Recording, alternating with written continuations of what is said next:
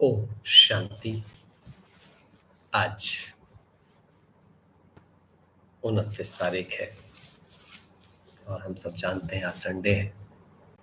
आज के जो महावाक्य हैं, आज की जो हम सब बाबा की जो हम सब बच्चों के लिए शिक्षाएं हैं, उन शिक्षाओं में दो बहुत गहरे सब्जेक्टों को अलग अलग बाबा जैसे हमें क्लियर कर रहे हैं। 2005 की मुरली है ये, 31 दिसंबर 2005, मतलब नए वर्ष का दिन है।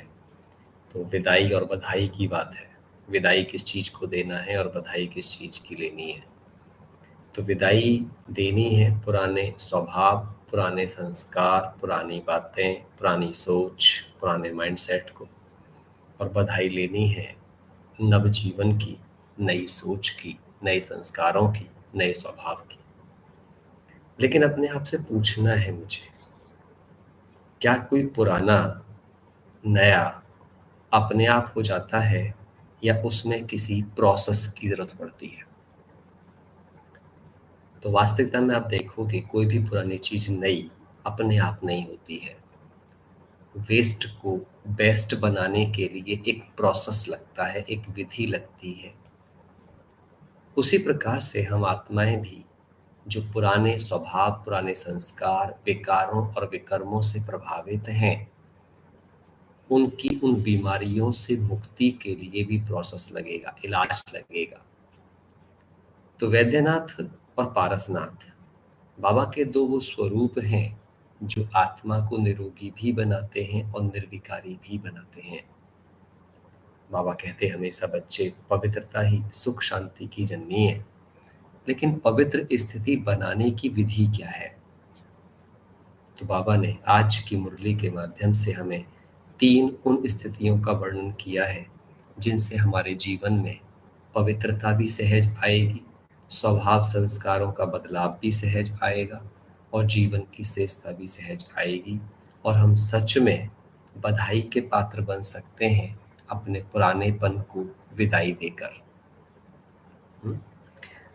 तो वो क्या है वो 3 विधियां? तो वो विधियां हैं कि मुझे ऐसा त्याग करना है, ऐसा तप करना है, ऐसी तपस्या करनी है और सेवा करनी है कि मेरे जीवन में मेरा योग अग्नि के रूप में बन जाए और मेरे पुरानेपन को जलाकर मुझ में नयापन ला दे, अर्थात मेरी सारी खाद उसमें जलकर भस्म हो जाए और मैं आत्मा सच्चा सोना तो क्या हीरा बन जाऊं। अब इस बात को समझने के लिए मुझे क्या करना पड़ेगा? सूक्ष्मता से हम समझेंगे कुछ बातों को लेकर के। आपने कभी सोचा कि बाबा जब हमें 3 बातों की बातें करते हैं, त्याग की बात करते हैं, तपस्या की बात करते हैं और सेवा की बात करते हैं, इस पर आप चिंतन करना। ये बहुत सुंदर सब्जेक्ट है। मैंने पीछे भी इसके ऊपर शायद क्लास भी किया, पीछे बात भी की है कभी, कि पहले त्याग ही आएगा। ब्रह्मा बाबा महान कैसे बना? इसके लिए ब्रह्मा बाबा को सामने ले आओ, है ना। ब्रह्मा बाबा ने पहले त्याग किया। जब तक आपने त्याग ही नहीं किया है, विश्वास रखना, आपकी तपस्या शुरू ही नहीं होगी। आज बाबा इस मुरली में बाबा ने बोला है कि जो आत्माएं योग तो करती हैं पर उनका योग तप नहीं बना है। तप तप बनने के लिए योग का अग्नि रूप होना बहुत जरूरी है, और योग अग्नि रूप बनने के लिए उसमें बहुत गहरी एकाग्रता की आवश्यकता है, डिस्ट्रैक्शंस से मुक्त होने की आवश्यकता है, दृढ़ता और अनुशासन की आवश्यकता है। मेरा मन नहीं लग रहा है से बात नहीं बनेगी। मन को जबरदस्ती करके भी एक स्थान पे टिकाने की आवश्यकता है। मन से ये सवाल पूछने की आवश्यकता है, हे मन, तू जहां जहां भी लगता है, बहुत सुंदर बात बाबा ने याद दिलाई है, हे मन, तू जहां जहां भी लगता है वहां लगने से अब तक क्या लाभ हुए? क्या लाभ हुए? चल मैं तेरी ही बात मानता हूं, तेरी बात मानने से मेरे जीवन की उन्नति का क्या लेना देना है? ध्यान से सुनना, अपने मन से बात तो करो। यहाँ हम सब क्या कर रहे होते हैं, हमको लगता है बहुत सारे ज्ञान के पॉइंट याद करने से, बहुत सारे स्वमानों का रट्टा मारने से मन कंट्रोल में आ जाएगा। ऐसा नहीं होगा। मन नियंत्रण में आता है मन के साथ बात करने से, मन के साथ बात करने से। हम ये सोच के देखें कि मन के पास जो भोजन है जब वही नहीं पच रहा है, तो मैं और भोजन उसे खिलाती जाऊँ, खिलाती जाऊँ, खिलाती जाऊँ, तो भोजन भी ज़हर बन जाएगा। अगर किसी को अपच की बीमारी हो और अपच के समय पर उसको आप ये वाला और भोजन उसको खिलाते चले जाओ, तो व्यक्ति मर जाए। बल्कि अपच के टाइम पर तो जितना वो भूखा रह सके, जितना वो व्रत कर सके, उतना ज़्यादा उसके लिए लाभदायक होता है। उसी प्रकार से, है ना, वैसे भी मैं अगर एज ए न्यूट्रिशनिस्ट भी बात आपके सामने रखूँ, है ना, तो हम क्या करते हैं कि अगर मुझे अपने पुराने फैट को गलाना है, तो पहले नया फैट देना बंद करो, तो वो स्टोर्ड फैट को बॉडी यूज़ करना स्टार्ट कर देगी। अगर हम अधिक से अधिक फाइबरस डाइट पे चले जाएँ, है ना, लिक्विड डाइट की ओर चले जाएँ, तो बॉडी में जो स्टोर्ड फैट है, बॉडी उसको एनर्जी के लिए यूज़ करना स्टार्ट कर देगी और बॉडी बैलेंस हो जाएगी। इसलिए डाइटिंग की बात, फास्टिंग की बात बहुत अधिक हमारे लिए काम करती है। तो आपको ये समझना पड़ेगा इस बात को गहराई से लेने के लिए कि यदि मुझे तपस्वी बनना है, तो मुझे तपस्वी बनने के लिए सबसे पहले त्यागी बनना है। ब्रह्मा बाबा को देखो, पहले उसने सब कुछ छोड़ा। हम क्या सोचते हैं, हम छोड़ें कुछ भी नहीं, पा सब कुछ लें, दोनों हाथ के लड्डू। और ये कभी पॉसिबल नहीं है मेरे भाई बहनों, कभी पॉसिबल नहीं है। पहले त्याग आएगा। जिसने त्याग कर लिया है उसी का योग तप बनेगा। नहीं तो वो योग लगता रहेगा, टूटता रहेगा, लगता रहेगा, टूटता रहेगा। एकाग्रता नहीं आ सकती है उसके अंदर, अनुशासन नहीं आ सकता उसके अंदर, वो दिशा एक नहीं हो सकती है उसके अंदर, क्योंकि अभी डिस्ट्रैक्शंस है। अभी ये भी चाहिए, वो भी चाहिए, यहाँ भी बन जाए, वो भी बन जाए। कुछ बनने बनाने की दौड़ में शामिल हैं हम। जब तक कुछ बनने बनाने की दौड़ में शामिल हैं, तब तक हम तप की दौड़ में शामिल नहीं हैं। तब तक तपस्या संभव नहीं है। ध्यान से सुनते जाना चाहिए। बड़ी प्यारी प्यारी बाबा याद दिला रहे हैं आज की वाणी में। एक और चीज सुना, तो त्याग जब होगा, तो त्याग होने से क्या हो जाएगा, डिटैचमेंट हो जाएगी। डिटैचमेंट हो जाएगी अर्थात सारे डिस्ट्रैक्शंस खत्म हो जाएंगे। जब डिस्ट्रैक्शन खत्म हो जाएंगे तो एकाग्रता बन जाएगी। मेरा तो एक, दूसरा ना कोई। और जब एक ही पॉइंट पर फोकस हो जाएगा, तो सन की ऊर्जा को कॉन्वेक्स लेंस से जब एक ही जगह फोकस करते हैं, तो पेपर को जला देता है। सूर्य पूरा का पूरा भी पेपर को दिन भर भी रखे रखो तो नहीं चलेगा, लेकिन बीच में कॉन्वेक्स लेंस ला करके उसकी सारी ऊर्जा को जब एक पॉइंट पर फोकस करते हैं, तो जलना शुरू होता है। तो जब मैं भी सूर्य की संपूर्ण ऊर्जा को एकाग्र कर कर एक पॉइंट पर केंद्रित कर दूंगी, तभी वो योग अग्नि बनेगा, और तभी मेरे विकार और विकर्म, पुराने संस्कार भस्म होने शुरू होंगे। और उसके लिए क्या जरूरी है, पहले त्याग। क्योंकि त्यागा नहीं है तो इसे भी संभालना है, उसे भी संभालना है, बेटा भी संभालना है, बेटी भी संभालनी है, बहू भी संभालनी है, पोतरे धोतरे भी संभालने हैं, बिजनेस भी संभालने हैं, लाभ हानि भी संभालने हैं। बस फिर सब संभालना ही है। फिर जीवन योग नहीं बन सकता है। अगर सोच के देखना कभी भी, अगर सब कुछ के साथ संपूर्ण बनना संभव होता, तो ब्रह्मा बाबा भी बन गया होता। लेकिन ब्रह्मा ने सब कुछ, पहले सब कुछ समेटा अपने आप को। तभी बाबा की बहुत सुंदर बात है, हम बाबा की तरह नहीं समझ सकते। बाबा ने दूसरी विधि बताई है, यदि तुम्हारे पास तुम्हारे जीवन और जो तुम पर डिपेंडेंट है उनके जीवन के लिए सक्षम हो, संपन्न हो, तो तुम्हें लग जाना चाहिए केवल अपनी अंतिम जर्नी की ओर। बट हम नहीं समेट पा रहे, हम स्वाहा हो ही नहीं पा रहे, तो जीवन बनता भी नहीं है। फिर कहते, शिकायत करते रहते हैं, योग नहीं लगता, तपस्या नहीं होती, संस्कार नहीं बदलते, आदत नहीं बदलती। क्यों? कि कुछ छोड़ा ही नहीं है। जब कीचड़ के साथ में रहते रहेंगे, उसी चीज में पड़े रहेंगे, अधिक समय वहीं देते रहेंगे। मैं देखता हूँ कि लोग सेंटर आएंगे तो 1 घंटे के लिए मुश्किल से आएंगे, दौड़ ला के फिर वहीं जाएंगे। घर जाना है, घर का काम है ये। अरे भाई मेरे, जिससे परेशान हो, जिनके कारण से ही परेशान हो, उन्हीं के पास दौड़ने की जल्दी में हो। जिससे सुख पाने आए हो, उसके साथ समय बिताना नहीं चाहते हो। अपने को चेक तो करो, हमारा समय अधिक बीत कहाँ रहा है। जहां हमारा समय अधिक बीतेगा, वहीं के संस्कार तो हम में आएंगे, वहीं की आदतें तो हम में आएंगी, क्योंकि जैसी संगत वैसी रंगत। तो पहला चीज है त्याग। त्याग के बिना कभी तपस्या नहीं हो सकती। और जिसके पास त्याग नहीं है, तपस्या नहीं है, इसका मतलब वो फंसा हुआ है, और जो फंसा हुआ वो सेवा तो कर ही नहीं सकता। हमें लगता है हमने जाकर के बाबा के परिचय दे दिए, हमने इंट्रोडक्शन दे दिए, हमने प्रदर्शनियाँ लगा दी, सेवा कर दी। ये मैं हमेशा कहता हूँ, ये सिर्फ़ संदेश है, जो सेवा का बहुत छोटा हिस्सा है। सेवा तो सुख है। सेवा के साथ मेवा शब्द जुड़ा हुआ है।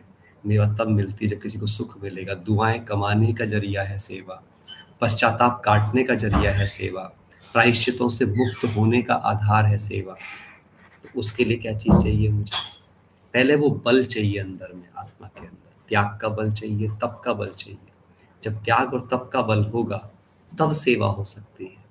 क्योंकि सेवा के लिए मुझ में सबसे पहले आठों शक्तियों का समावेश ज़रूरी है।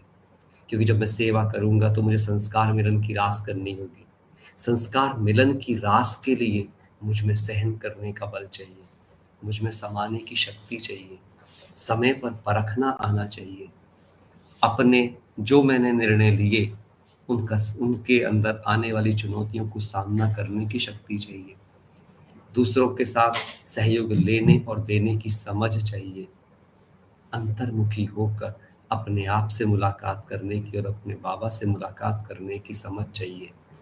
सब कुछ समेटा हुआ होना चाहिए, कुछ फैला हुआ नहीं होना चाहिए। जिसका फैला हुआ होगा, वो फैलाव के आधार पर खुद फैला हुआ रहेगा। जब समेटा हुआ होगा, तो संस्कार मिलन की रास कर पाएगा, नहीं तो कर नहीं पाएगा। तो आज बाबा ने कहा कि जब त्याग, तपस्या और सेवा तीनों का अलाइनमेंट ठीक होगा, तभी हम नंबर वन स्थिति को प्राप्त कर सकते हैं। क्योंकि देख करके देखें, दो ही पत्ते नंबर वन बने, एक मम्मा, एक बाबा। दोनों नंबर वन आत्माओं के जीवन चरित्र को अगर आप ढंग से करीब से स्टडी करोगे, तो आपको पाओगे कि पहले त्याग है। त्याग है तो तप है।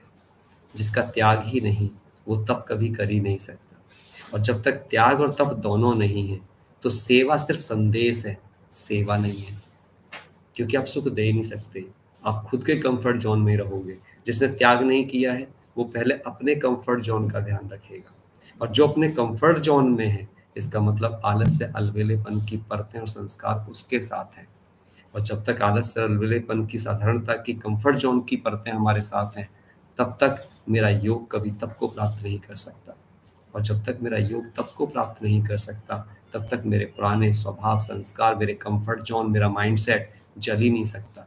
और जब तक वो नहीं जल सकता, तब तक मुझ में सेवा करने की समझ और शक्ति नहीं आ सकती।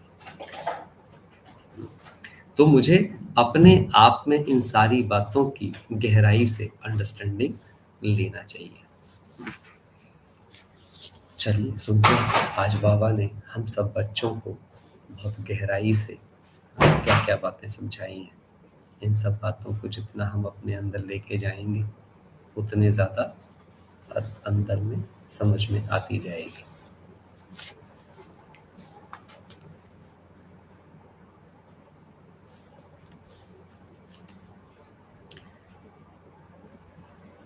नए वर्ष में अपने पुराने संस्कारों को योग अग्नि में भस्म कर ब्रह्मा बाप समान त्याग, तपस्या और सेवा में नंबर वन बनो। नंबर वन बनना है तो किस में बनो? त्याग में। फिर किस में बनो? तपस्या में। फिर किस में बनो? सेवा में। क्योंकि सेवा के बिना ना पाप कटेंगे, ना प्रायश्चित, ना पश्चाताप। सेवा वो माध्यम है जिसमें आप अपने सेवा अनुभवों से होती है। तभी बाबा क्या कहते हैं, मुझे ज्ञानी से योगी प्रिय है, योगी से प्रयोगी प्रिय है, और प्रयोगी से भी मुझे अनुभवी प्रिय है। ये मुझे समझना पड़ेगा।